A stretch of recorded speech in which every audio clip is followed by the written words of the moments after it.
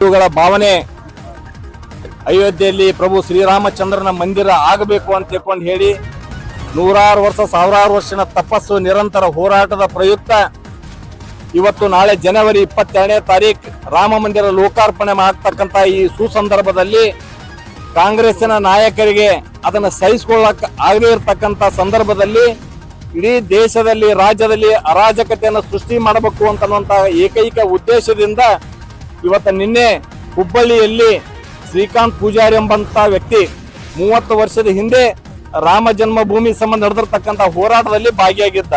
30 ವರ್ಷದ ನಂತರ ಇವತ್ತು ಆ ವ್ಯಕ್ತಿನ ಹಿಂದಿನ ಕೇಸನ್ನ ತೆಗೆದು ಬಂಧಿಸಿ ಇವತ್ತು ಕಿರುಕುಳ ಕೊಡ್ತಕ್ಕಂಥದ್ದನ್ನು ನೋಡಿದರೆ ಇವತ್ತು ಇಡೀ ರಾಜ್ಯದಲ್ಲಿ ಭಯವನ್ನು ಸೃಷ್ಟಿ ಮಾಡ್ತಕ್ಕಂಥ ಕೆಲಸದಲ್ಲಿ ಸಿದ್ದರಾಮಯ್ಯನವ್ರ ಸರ್ಕಾರ ತೊಡಗ್ಯದ. ಸಿದ್ದರಾಮಯ್ಯನವರೇ, ನೀವು ಆತ್ಮಾವಲೋಕನ ಮಾಡ್ಕೊಡ್ರಿ.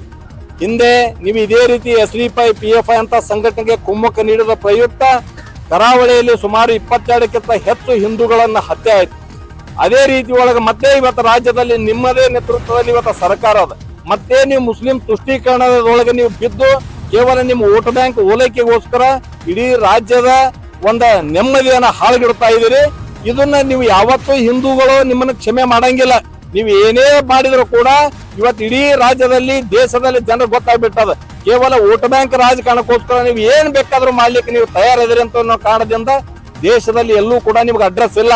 ರಾಜ್ಯದಲ್ಲಿಯೂ ಕೂಡ ಇನ್ನು ಮುಂದೆ ನಿಮ್ಗೆ ಅಡ್ರೆಸ್ ಇರ್ಲಾರ್ದಂಗ ನೀವು ಹೋಗ್ತೇವೆ. ಅದಕ್ಕೆ ಈ ಸಿದ್ದರಾಮಯ್ಯನವರು ಏನ್ ಇವತ್ತ ತೂಗಲಕ್ ಸರ್ಕಾರ, ಇವತ್ತು ಏನ್ ನೀವು ಮೊಘಲರ ಸರ್ಕಾರ ಅಂತ ರೀತಿ ಒಳಗ ನೀವು ಆಡಳಿತ ಮಾಡಾಕತ್ತೀರಿ. ರಾಜ್ಯಪಾಲರು ಇವತ್ತು ಕರೆದ ಮುಖ್ಯಮಂತ್ರಿಗಳಿಗೆ ಈ ಸರ್ಕಾರಕ್ಕೆ ಬುದ್ಧಿವಾದ ಹೇಳಬೇಕು. ಇಲ್ಲಿ ಇತರ ರಾಜ್ಯದಲ್ಲಿ ನೀವು ರಾಷ್ಟ್ರಪತಿ ಆಳ್ವಿಕೆ ತಂದು ಜನರ ನೆಮ್ಮದಿಯನ್ನು ಕಾಪಾಡಬೇಕಂತ ಭಾರತೀಯ ಜನತಾ ಪಕ್ಷ ವಿಜಯಪುರ ಜಿಲ್ಲಾ ಘಟಕದಿಂದ ನಾವು ಒತ್ತಾಯ ಮಾಡ್ತಾ ಇದ್ದೀವಿ.